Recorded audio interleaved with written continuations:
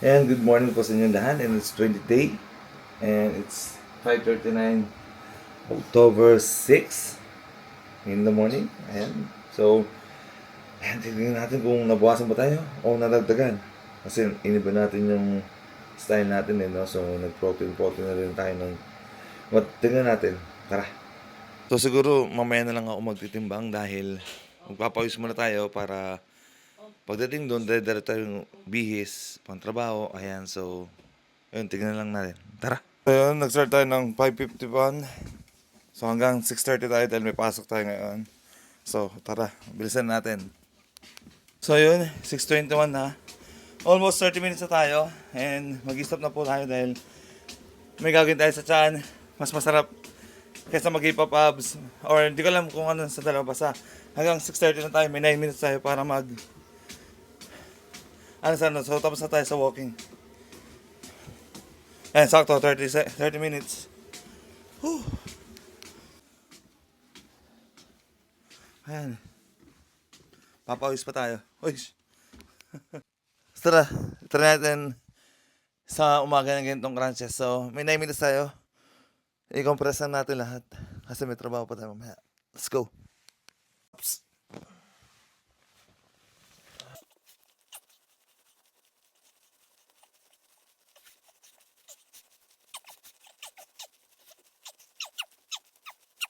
Ito yung pagpahinga ko dito.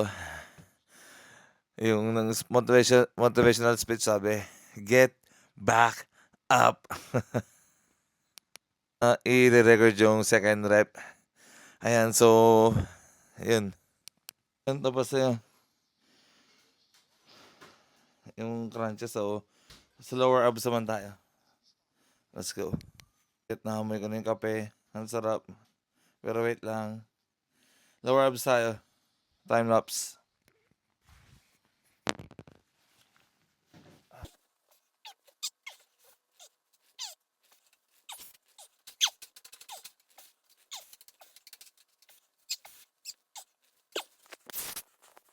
So, hindi ko na-record yung second, third.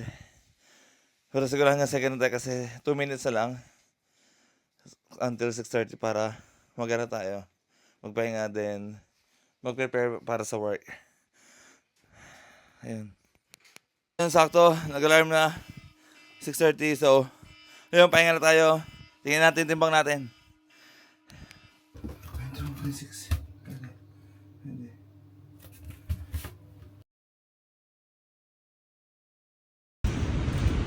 So, ayun, it's October 6.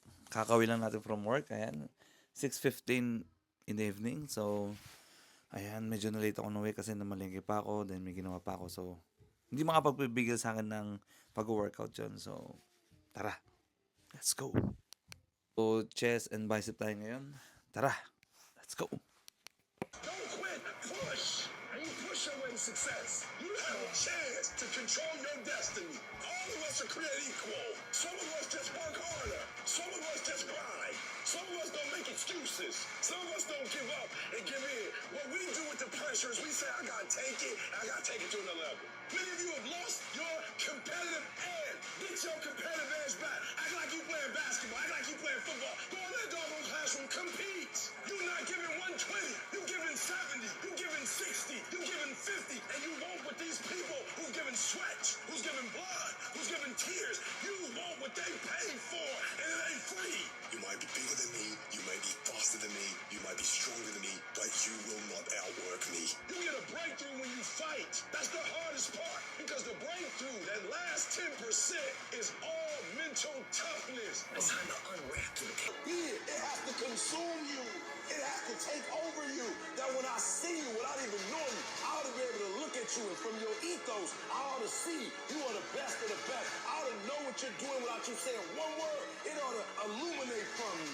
You've got to work on it. When other folk are having a good time, you've got to have the strength of character to concentrate, to read, to digest information. The stronger your mindset is, the greater your skill set is going to be. Michael and Kobe weren't the greatest athletes, but their mindset is what separates those individuals. Separate yourself. You're playing against other teams, and you're doing exactly what they're doing. Separate yourself. Stop doing what they're doing. If you stop doing what they're doing, you're going to be a champion. hindi ko na na-video yung butterfly ng third exercise. Pang fourth na tayo. Ayan, medyo na-focus tayo dun sa may motivational speech. So, ayan. Exercise last para sa chest. Tara. Study it because I'm trying to get it. The more weird you are is a reflection of how committed you are to focusing on your molding and shaping and developing your ideas and your craft so that when it's time for you to make your rounds, you're going to fly. I mean, you are misunderstood to the point where people think you're psycho and you're nuts and you're this and that. Why are you in the fucking gym at 1 o'clock in the fucking morning? What's wrong? When people don't understand you anymore, you're in that spot of obsession and drive. To be the best at what you do, you have to be unbalanced to find every bit of fucking energy and strength that you have to pull it off. And it takes being fucking obsessed to where people think how insurmountable the obstacles. You keep moving forward. You keep walking toward your dreams, no matter what. This relentless pursuit, this unyielding drive is what separates the victors from the vanquished. When the world tells you it's over, when it seems like there's no way out, that's when you fight the hardest. That's when you prove to yourself and everyone else that you have what it takes. You show that no matter how dark it gets, Sarap. you will find a way to shine. Ano na tayo? Exercise 2 ng bicep. So, let's go. Spirit to the ultimate test. You'll be tempted to break, to let go, to descend into madness. You'll feel isolated in the hardest of trials. And what you choose to do in solitude is your only companion. That's where true learning happens.